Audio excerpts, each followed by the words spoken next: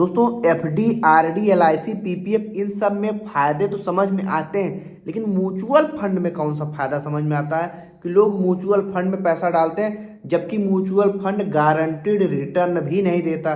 दोस्तों एक बात आपको पता होना चाहिए, अगर म्यूचुअल फंड आप करने जा रहे हैं, आपके पास समय ज़्यादा है तो आपका समय ही रिटर्न की गारंटी देगा।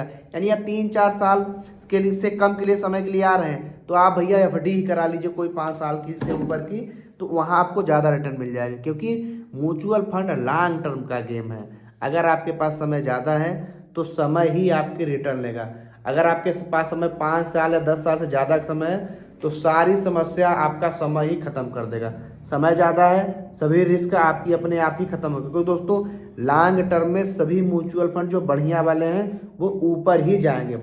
बशर्ते आपको म्यूचुअल फंड चुनने में गलती नहीं करनी है। आपको ऐसे म्यूचुअल फंड चुनना है जो पिछला रिटर्न जिन्होंने पिछला 3-4 सालों से अच्छा खासा रिटर्न बना के दिया है। अगर आपके पास लॉन्ग टर्म का विजन है तो स्मॉल कैप आपको ज़्यादा लेना पड़ेगा और लार्ज कैप आपको कम ही रखना पड़ेगा। बस यानी वेराइटी बना के आपको रखनी है डाइवर्सिफाई करने के लिए। तो दोस्तों अब आपको म्यूचुअल फंड में आप आ गए हैं, तो आप म्यूचुअल फंड में आए हैं तो अपना गोल फिक्स कर लीजिए कि आप बच्चों की शिक्षा के लिए, शादी के लिए, अपने रिटायरमेंट के लिए, घर के लिए, गाड़ी के लिए, किसके लिए पैसा इकट्ठा कर रहे हैं।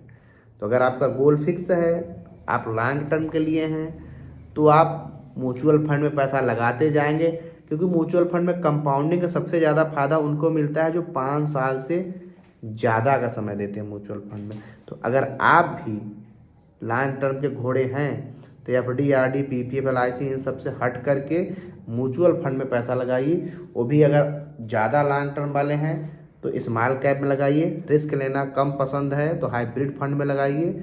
बहुत ही कम रिस्क नहीं लेना चाहते हैं तब भी म्यूचुअल फंड में लगाइए, लेकिन डेप्ट फंड में लगाइए। तो जानकारी कैसी लगी हमें कमेंट जरूर बताएं।